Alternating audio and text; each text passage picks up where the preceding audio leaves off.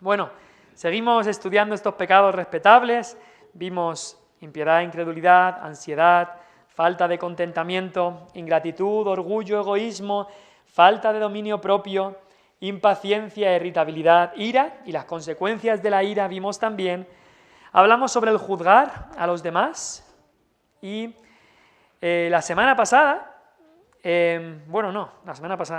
vimos ya sobre la envidia y la semana pasada vimos sobre los pecados de la lengua y lo peligroso que son y lo fácil que es caer en estos pecados de la lengua.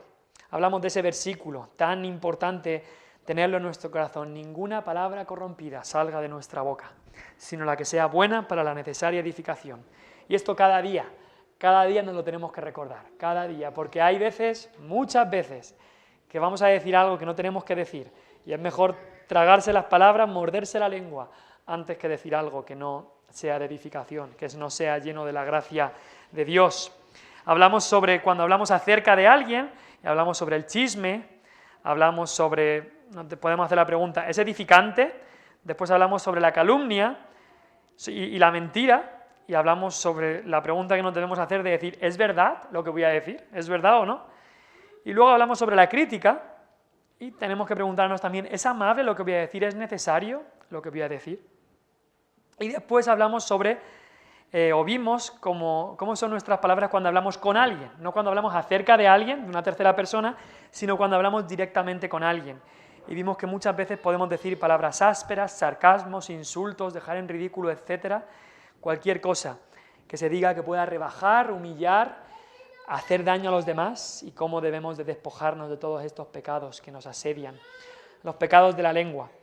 Mientras pensaba en esta última semana, mientras pensaba en lo que dijimos, me venía a la mente un pastor que conozco en Irlanda del Norte, y este pastor muchas veces cuando le hablabas, le querías preguntar algo y tal, a veces notabas como que le hablabas y decías, esperarías más respuesta, esperarías que te dijera lo que pensaba sobre cierta cosa, y a veces parecía pues que era difícil hablar con esa persona, pero luego pensando me daba cuenta de que ese pastor nunca me dijo una palabra de crítica de otra persona, ni de chisme, ni de hablar más, y pensando, digo, quizás esos momentos incómodos donde no decía nada y esperabas que dijera algo, quizás lo que estaba haciendo era tragarse las palabras, mejor no decir nada, mejor parecer, pero ¿por qué no habla? ¿Por qué no dice nada? Que decir algo que después te vas a arrepentir de lo que has dicho. Así que me venía a la mente esa ilustración o ese ejemplo. Y este versículo recordarlo, sean gratos los dichos de mi boca, pero no solo los dichos de mi boca, sino la meditación de mi corazón, porque todo lo que está aquí al final saldrá de una manera u otra, sino orar por las dos cosas, los dichos de mi boca y la meditación de mi corazón, que sean agradables al Señor. Por supuesto, Cristo es el ejemplo de esto, Él tiene palabras de vida eterna, palabras de verdad en amor, las dos cosas. Entonces, llegamos a este próximo pecado respetable, porque no es nada de que hay que respetar en el pecado, deben ser despojados de nuestra vida, pero lo llamamos así porque son pecados que quizá hemos permitido en nuestra vida, que no nos parecen tan malos como otros o tan escandalosos. Y lo que vamos a ver en las próximas 3 semanas es el pecado general de la mundanalidad. La mundanalidad. Ahora, ¿qué es la mundanalidad? Es difícil o hay distintas definiciones de lo que es la mundanalidad. No sé si conocéis la tribu Amish o los menonitas, en Estados Unidos hay bastantes. Para ellos, esto es como un grupo de personas, casi una secta ahí en Estados Unidos, y para ellos ser mundano es utilizar electricidad, un coche, todo lo que sea moderno, eso es ser mundano para ellos. Entonces ellos pues siguen viviendo como vivían hace 200 años, sin electricidad, sin móviles, coches y demás.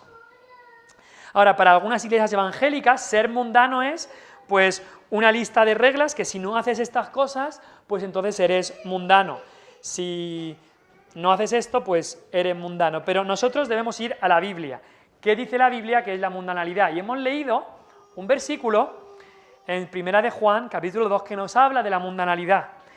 Primera de Juan 2, versículo 15.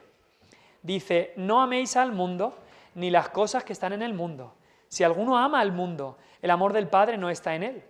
Y mira lo que dice para definir un poco qué es esto a qué se refiere de amar las cosas que están en el mundo. Pues lo dice el versículo 16, en especial estas tres cosas. Lo que hay en el mundo, ¿qué es? Los deseos de la carne, los deseos de los ojos y la vanagloria de la vida. Estas son las cosas que están en el mundo, las cosas del mundo que no debemos amar. Porque todo eso no proviene del Padre, sino del mundo.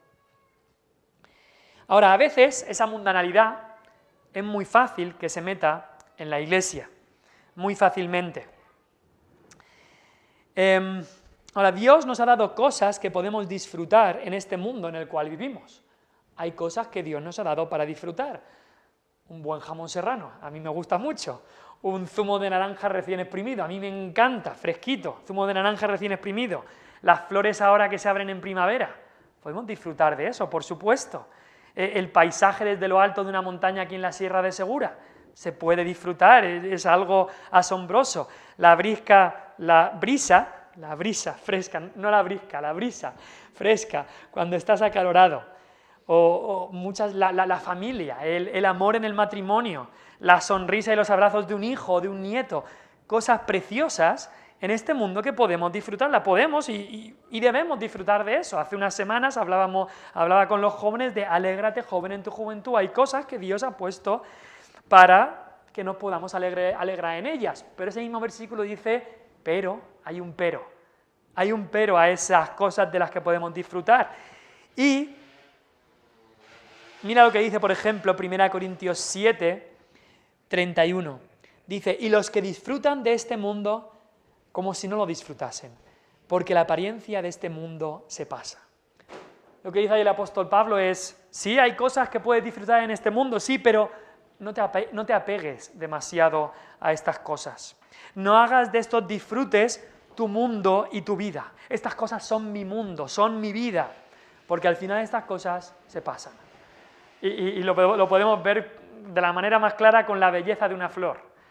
Mucho, hablaba el otro día de estas flores que salen ahora de un día, de un cactus sale una flor de un día, sale un día, y lo disfrutas un día y al día siguiente, se ha quedado sin nada. Pues igual, muchas de las cosas que podemos disfrutar en este mundo, al final se pasan. Entonces, ¿cómo podemos definir la mundanalidad? Pues la mundanalidad se puede definir como estar apegado, que tienes un gran apego, o muy involucrado, o muy preocupado por las cosas de esta vida temporal. Ahora, sé que esta es una definición muy amplia, muchas veces es con cosas que no son malas en sí mismas. Lo que hace que nuestra actitud hacia ellas sea mundana es el valor que les concedemos.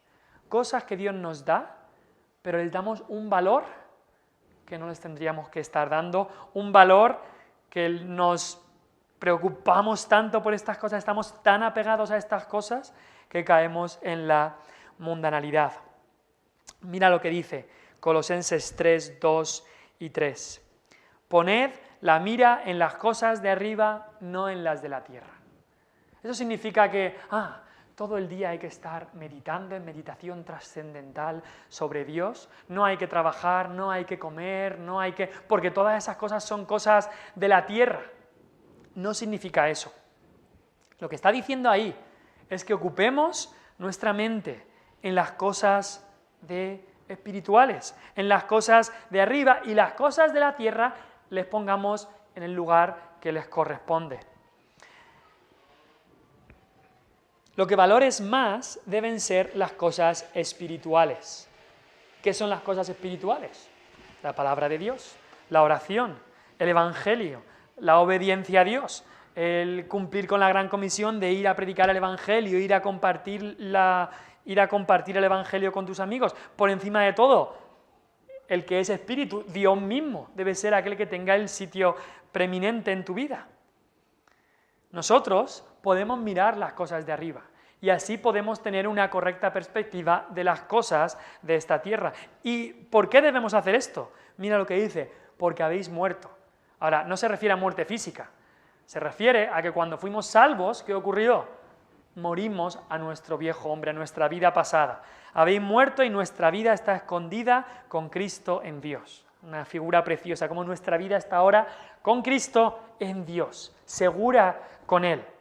Y por eso es que tenemos que pensar en las cosas espirituales y no tanto en las de la tierra. Ahora, los no creyentes, la gente de este mundo, solo puede mirar lo que les rodea. No tienen ninguna relación vertical con Dios.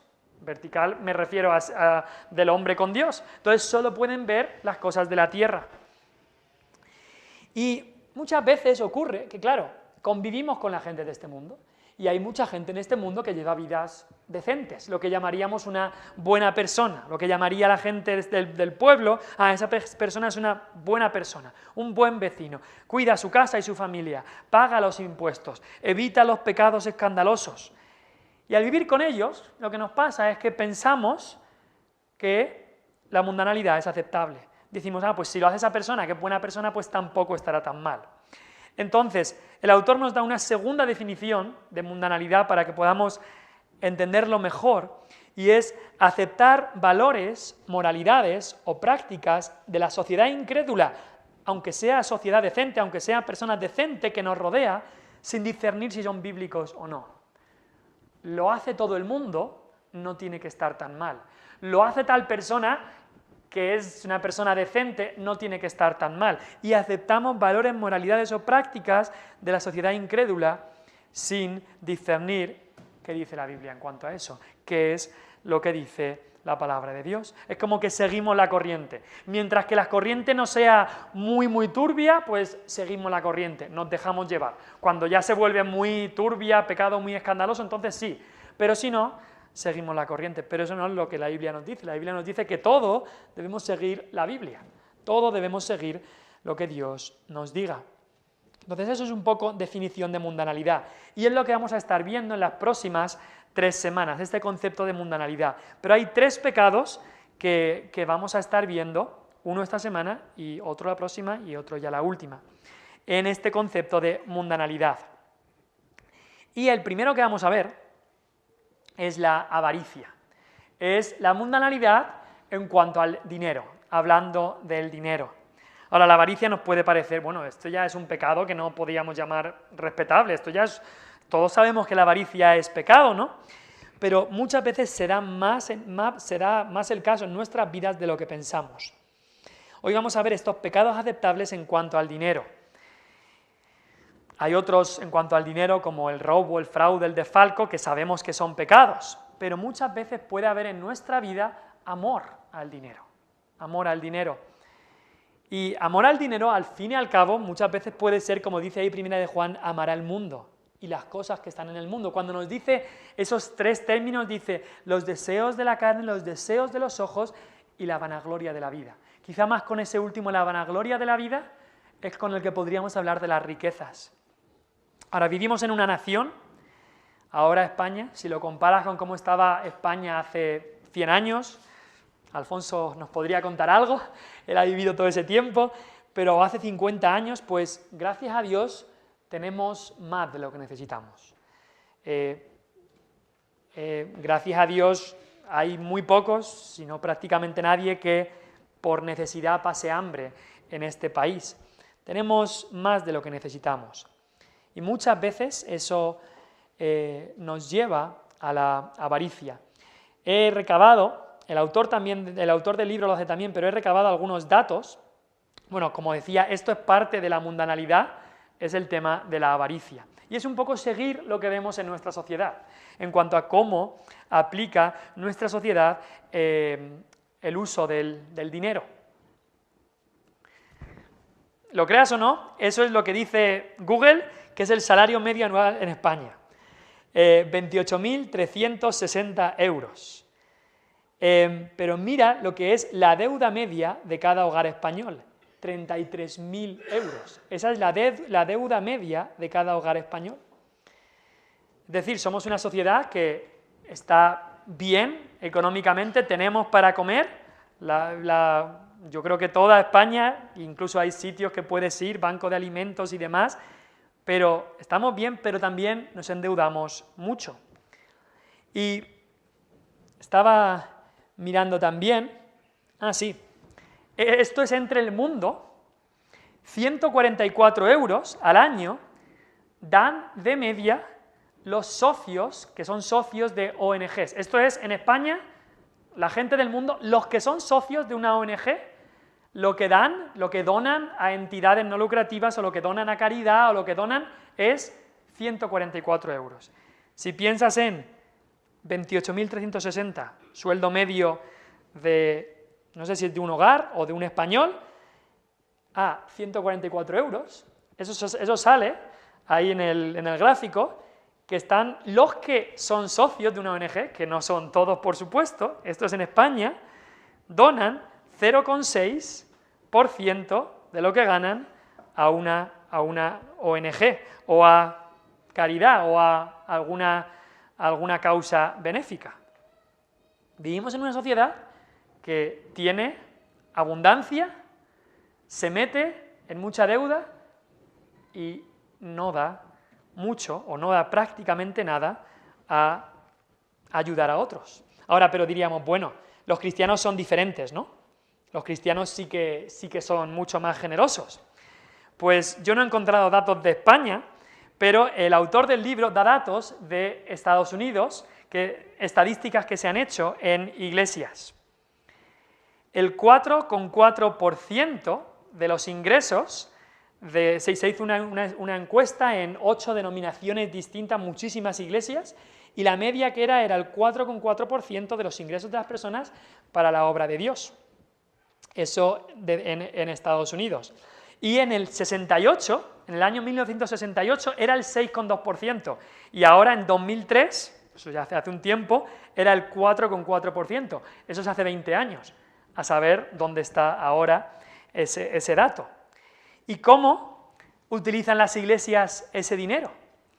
Pues en 2003, solo el 3% de las ofrendas que se recogían en las iglesias, esto es en Estados Unidos, iba a utilizarlo a misiones, al campo misionero, a ayudar a algo fuera de la iglesia, fuera de las cosas de la iglesia local.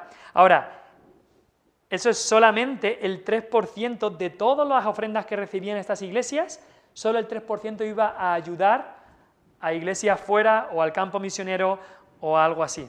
Ahora es curioso, en el 1920 era el 10% que se destinaba a la obra misionera, pero en el 2003 solo el 3%.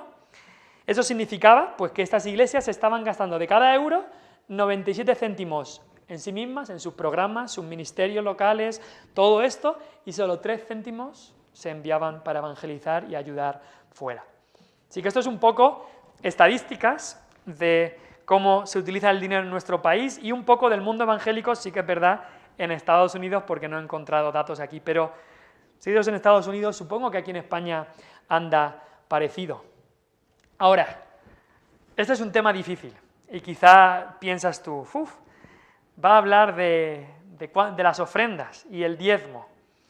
Y es un tema difícil, incluso más difícil de tratar como pastor. Pero la Biblia lo trata, no lo trata en cada versículo de la Biblia, pero sí que lo trata y creo que debemos de tratarlo también. Ahora, es verdad que hay muchos predicadores y falsos maestros, desgraciadamente en el mundo llamado evangélico, que utilizan este tema para su propio beneficio y no paran de hablar del mismo tema y lo que solo hablan del diezmo y ofrendas para enriquecerse a sí mismos. Está el llamado Evangelio de la Prosperidad, que habla de que si tú le das tu dinero a Dios, Dios te va a hacer rico. Pero al final en esas iglesias que predica eso, los únicos que se hacen ricos son los líderes, desgraciadamente. No son la gente que viene a esa iglesia. Así que es un falso evangelio, por supuesto. Pero es un tema que la Biblia habla, el tema de ofrendas, diezmo, el tema de qué debemos hacer con nuestro dinero, con el dinero que Dios nos da. Y por eso lo enmarcamos en el tema de la avaricia, porque muchas veces es por culpa de avaricia interna oculta que hay en nuestro corazón que no ofrendamos o no damos para la obra de Dios. Ahora, algunos puntos en cuanto a este tema. En el Antiguo Testamento, los judíos debían dar la 10ª parte al Señor. Eso era lo que Dios estableció en su ley, pero venía antes de la ley. Leemos de Abraham, cuando Abraham fue a rescatar a su sobrino Lot, se nos dice que Melquisedec, un personaje misterioso, que no sabemos mucho de él allí en Génesis, Melquisedec, sacerdote de Dios y rey de Salem, viene a Abraham y Abraham le da los diezmos de todo a este hombre Melquisedec. La primera instancia de diezmos. Después el nieto de Abraham, Jacob, tiene una visión en Betel, esa visión de la escalera, que una escalera subían ángeles y descendían ángeles, y ahí tuvo una visión del Señor, y después de esa visión Jacob le dice a Dios, el diezmo lo apartaré para ti. Así que vemos otra vez el diezmo. Luego en Levítico 27:30 ya se establece la ley y Dios lo dice que el diezmo de la tierra, así de la simiente de la tierra como del fruto de los árboles de Jehová es cosa dedicada a Jehová. Entonces Dios dice el diezmo era para Jehová. Ahora, el diezmo era directamente pues, de la cosecha, de lo que tuvieran, de las ovejas. El diezmo, la 10ª parte, era para Jehová, para el Señor. Y aparte de eso había otras ofrendas. Había ofrendas por el pecado, ofrenda de expiación. Había distintas ofrendas aparte del diezmo. Ahora quizá dices, ¿esto del diezmo qué es? Yo no soy bueno en matemáticas. Bueno, diezmo significa el 10%. Entonces, si cobraban 1.000, pues tenían que dar 100. Si recogían 2.000, tenían que dar 200. Si recogían 500, tenían que dar 50. De 10, 1. Así era. Eso era lo que era el diezmo. Si cobraban muy poco, pues tenían que dar menos, pero seguía siendo el 10%. Ahora, mucha gente dice, y quizá tú dices, bueno, ahora ya no estamos en el Antiguo Testamento. También es verdad que ahí no comían cerdo ni conejo. Y yo acabo de hablar del jamón serrano. Es verdad, ya no nos guiamos por la ley civil judía. Entonces, lo que muchos piensan es, ya no hay que dar el diezmo, ¿no? Ahora, es verdad que en el Nuevo Testamento el tema y el concepto de dar el diezmo específicamente no se vuelve a repetir, no se dice en cuanto al diezmo particularmente en las enseñanzas de los apóstoles del Nuevo Testamento, en las epístolas de Pablo, por ejemplo. Ahora, segundo principio, sí que hay un principio claro en el Nuevo Testamento de ofrendar proporcionalmente. Sí que hay un principio claro en el Nuevo Testamento de ofrendar proporcionalmente. Además, y esto no lo tenía apuntado, pero me viene ahora a la mente, hay un versículo que Cristo dice, le hablan los fariseos de lo exigente que eran en todas las cosas de ofrendas, eran muy exigentes, y Jesús les dice que la misericordia era más importante que todas estas ofrendas y leyes que se habían creado. Y Jesús dice las palabras, esto os era necesario hacer, la misericordia y el amor y la compasión, sin dejar aquello. Cosas que se habían dicho en la ley de Moisés. Ahora, ¿qué hizo la iglesia primitiva? Pues la iglesia primitiva en Hechos se nos dice que tenían todas las cosas en común, que los que tenían más ayudaban a los que tenían menos. Con su dinero y posesiones se ayudaban unos a otros según la necesidad. Había generosidad entre ellos. Nadie decía mío, mío, mío, sino que cuando había una necesidad ayudaban para la necesidad. También leemos que gente como Bernabé, lo leemos eso bien pronto, en Hechos 4, el final de Hechos 4 creo que es, gente como Bernabé vendía posesiones y traían el dinero a la iglesia para que se utilizase según las necesidades, quizá también para llevar el Evangelio, para que los apóstoles pudieran dedicarse, como ellos habían dicho, o dijeron después en Hechos 6, al estudio, al ministerio de la palabra y a la oración y al ministerio de la palabra. Entonces había este dar y estas ofrendas. Ahora después, Pablo a Corintios, y es curioso, Corinto es la iglesia pues, que tenía problemas por todos lados, y tenía problemas también con la avaricia, con el egoísmo y con no dar ofrendas. Y les tiene que hablar sobre el tema de las ofrendas, tanto en 1 Corintios como en 2 Corintios. Les habla de cómo no ponga bozal al buey que trilla, que el obrero es digno de su salario. Y vamos a buscar, por ejemplo, 1 Corintios 16, 12. porque ahí vemos el concepto de guardar algo, de ofrendar proporcionalmente. Primera de Corintios 16:2, perdón, Primera de Corintios 16:2. Y es uno de los versículos que usamos como enseñanza para los domingos recoger una ofrenda, como recogemos en la cesta o en el bote que hay atrás, en la caja, mejor dicho, que tenemos atrás. 1 Corintios 16:2. Cada primer día de la semana, cada uno de vosotros ponga aparte algo según haya prosperado, guardándolo para que cuando yo llegue no se recojan entonces ofrendas. Es decir, dice, cada primer día de la semana, poner aparte algo según haya prosperado. No dice que cada uno tiene que dar 50, o 100, o 20, o 200, no, dice según haya prosperado. Entonces vemos otra vez la ofrenda proporcional. 1 Corintios 16:2 y después lo vemos también en 2 Corintios 8:12. Lo leo yo, porque si primero hay la voluntad dispuesta, será acepta según lo que uno tiene, no según lo que no tiene. Es decir, Pablo le estaba diciendo, tenéis voluntad dispuesta de ofrendar, eso es según lo que uno tiene, según lo que tengáis, ofrendad. Que tiene más, más, que tiene menos, pues menos. Ahora, entonces, ¿dónde empezamos? Si el Antiguo Testamento habla del diezmo y el Nuevo Testamento habla de ofrendas y habla de ofrendar proporcionalmente, ¿dónde empezamos? Pues creo personalmente que el diezmo es un buen comienzo, es un muy buen comienzo para saber cuánto debes ofrendar. Mira, por ejemplo, lo que dice 2 Corintios 9, 6 y 7.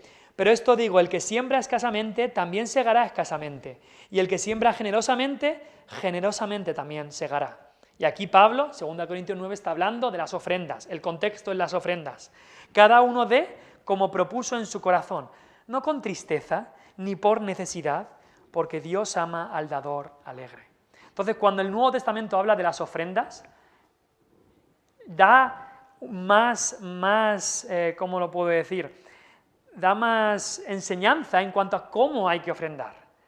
Quizá el Antiguo Testamento tampoco habla tanto de cómo debe ser tu corazón, cómo debes ofrendar, pero en el Nuevo Testamento Pablo dice ahí, como propuso en su corazón, no con tristeza, ni por necesidad. Dios ama al dador alegre. Debe ser algo que provenga del corazón, debe ser algo con alegría. Es como Dios quiere que ofrendemos. Ahora, otro tercer punto que quería decir es que muchos no quieren dar el diezmo no por razones bíblicas, sino por razones egoístas. Lo he dicho antes, y ahora hay muchos, y esta corriente viene más de los últimos 20, 30, 40 años, que dicen, no, pero es que el Nuevo Testamento no dice que hay que dar el diezmo, así que no hay que dar el diezmo.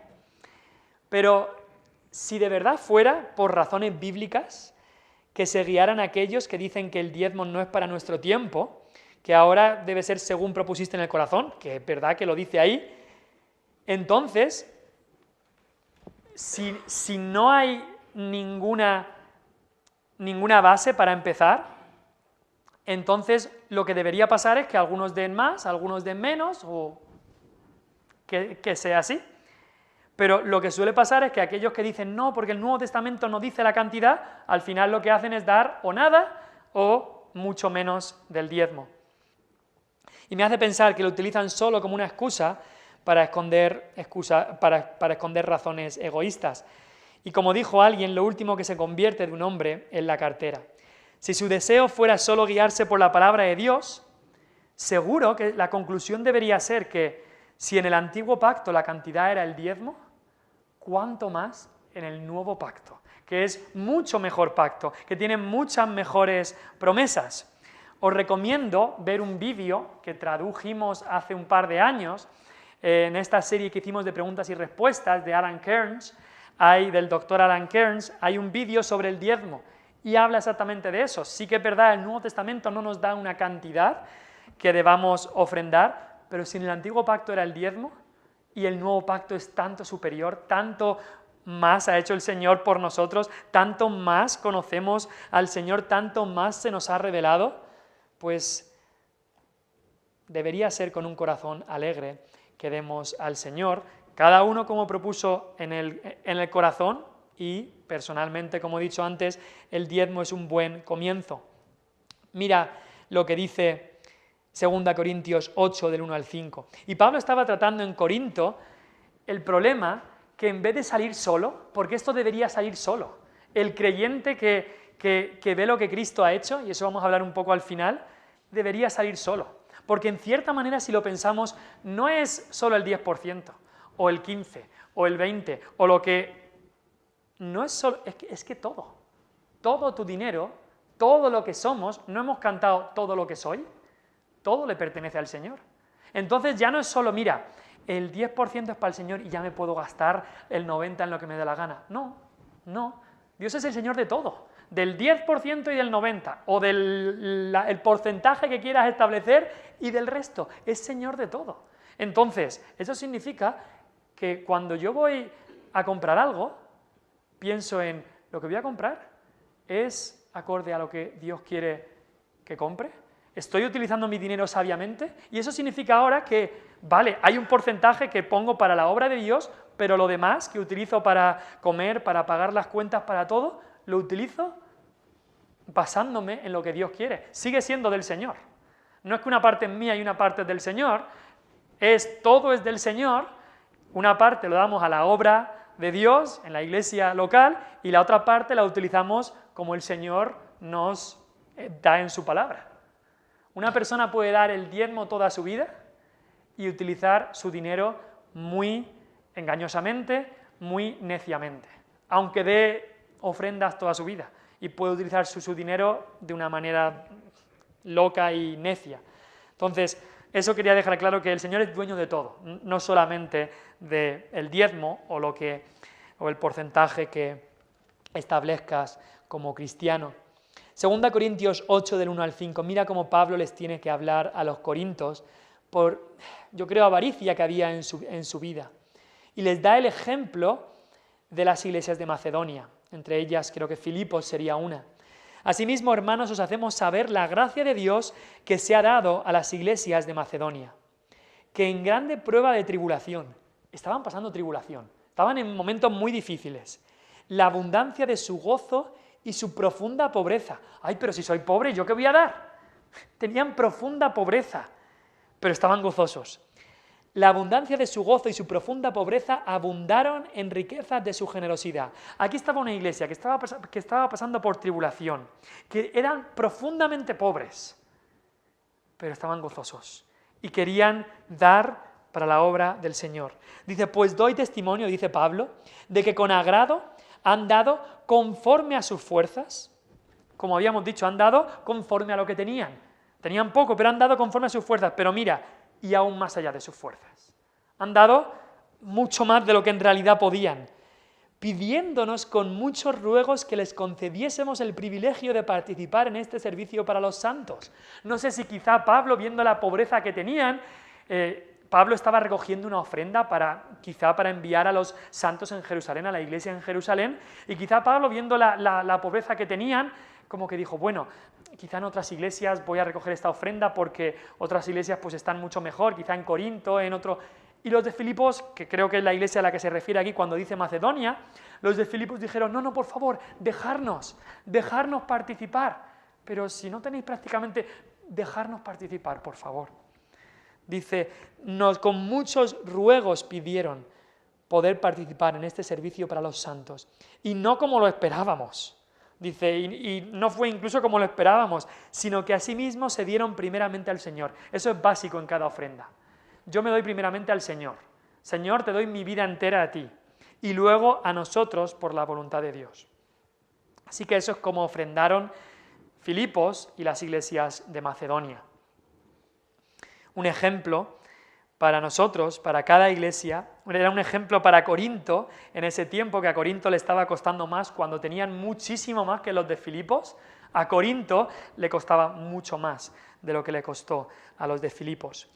Ahora, una cita que me ha ayudado, y la he puesto aquí porque creo que nos puede ayudar, es una cita de John Wesley sobre cómo debe ser nuestra actitud con el dinero. Y mira lo que dijo, gana todo lo que puedas, ahorra todo lo que puedas, da todo lo que puedas. Y esas tres cosas tienen que ir juntas, porque muchas veces puedes quedarte con una, yo gano todo lo que pueda, o hay gente que se queda con una, yo ahorro todo lo que puedo, y ya está.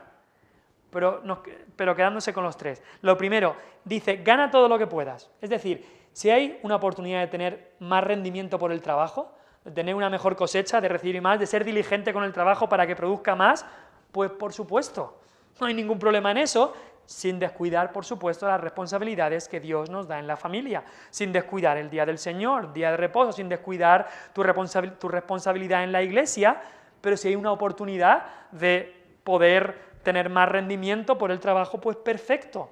Segunda cosa que dice, ahorra todo lo que puedas. Ahora, nuestra sociedad consumista no le gusta esto, porque nos atacan desde todos los frentes en gasta, gasta, compra esto, compra aquello, gástate esto, suscríbete a este plan, dale que sí a esta compra. Todo es gastar, gastar, gastar, porque nos hace falta tantas cosas y ves ahí esto que está tan bien de precio y lo otro que está tan bien, y nos atacan desde todos los ángulos para que compremos, para que consumamos, consumamos y consumamos. Y debemos llevar cuidado en cómo gastamos el dinero, debemos ser sabios en nuestro uso del dinero. Por eso decía, no solamente el 10% o el porcentaje que establezcas que le debes al Señor, es todo que es del Señor, así que todo hay que utilizarlo sabiamente. He escuchado a alguien decir la frase, el dinero está para gastarlo. Bueno, hay que llevar cuidado, porque esa frase nos puede llevar a desperdigar y Dios en su palabra vemos principios de que el ahorro es sabio. El ahorro es sabio.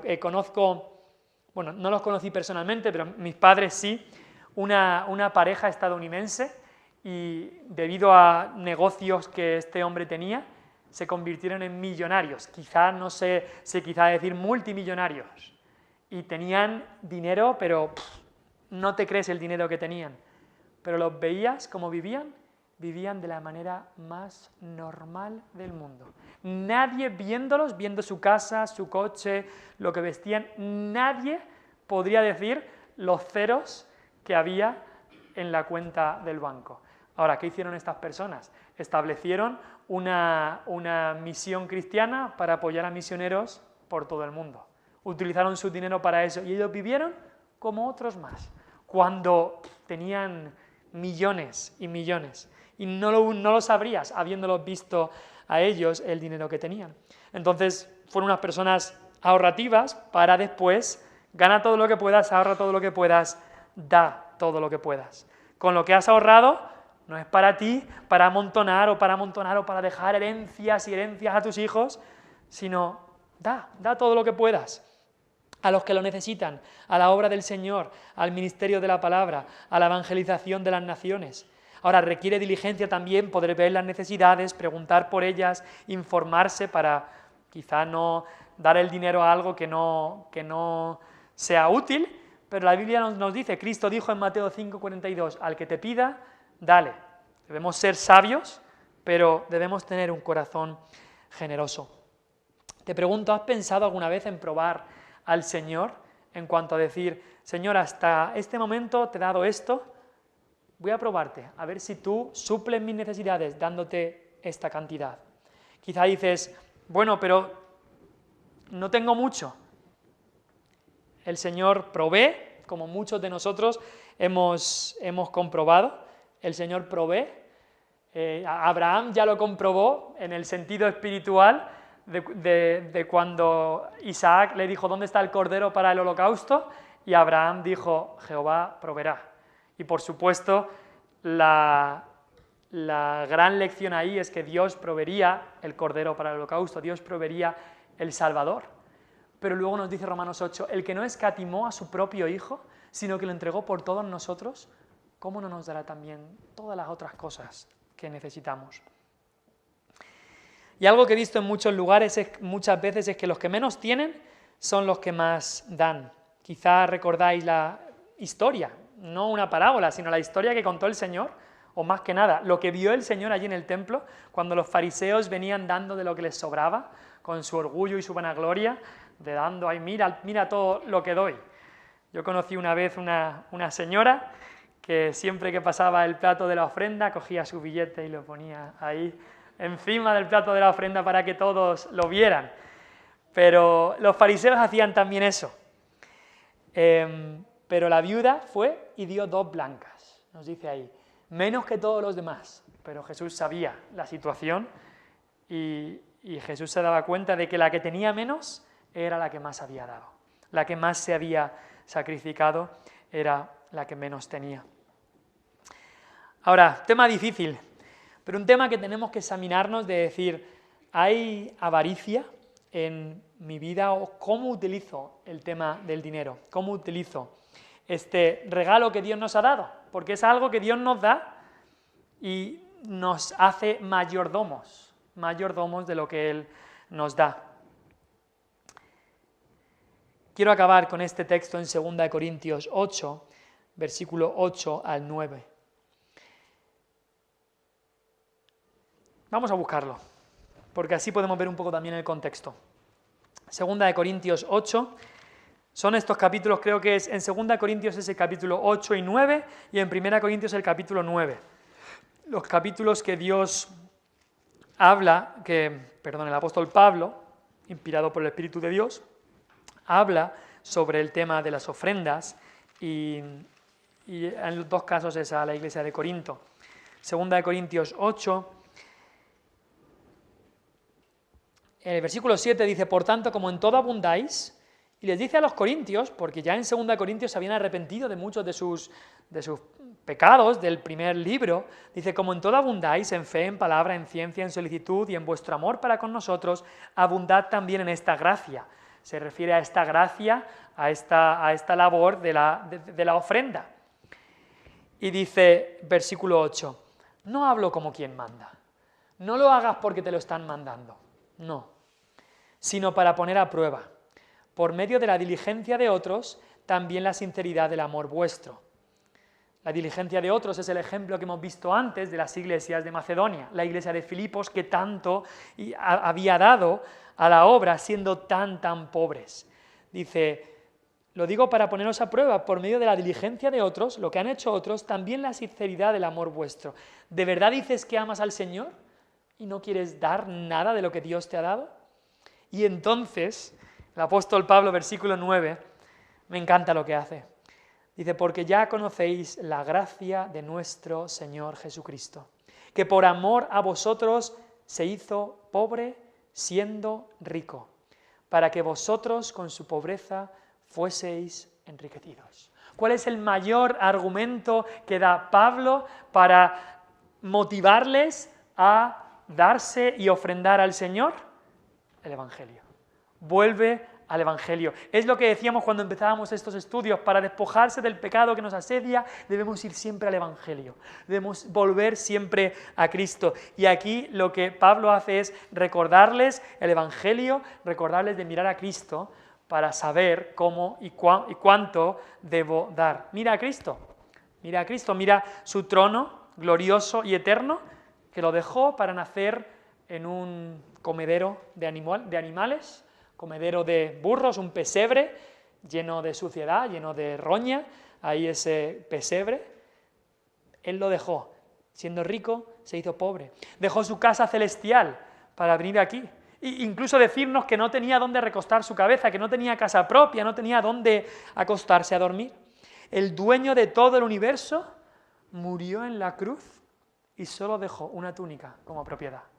Lo único de lo cual era dueño. Nada más. Dice ahí, por amor a vosotros se hizo pobre siendo rico. Por amor a nosotros se hizo pobre siendo rico. Y se hizo pobre, dice ahí, para que vosotros con su pobreza fueseis enriquecidos. Ahora, fuéramos enriquecidos espiritualmente, porque Él nos da tremendas riquezas espiritualmente. Y esto debe ser lo que más nos motive a dar, a ofrendar. Si esto no lo hace, entonces nada lo va a hacer.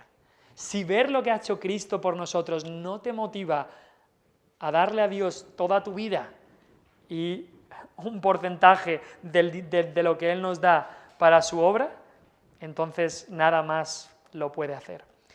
Mira a Cristo, quien siendo rico se hizo pobre, para que nosotros con su pobreza fuéramos enriquecidos. Y así que no tengamos corazones de avaricia con el dinero, sino corazones generosos para el Señor, para su obra. Oremos.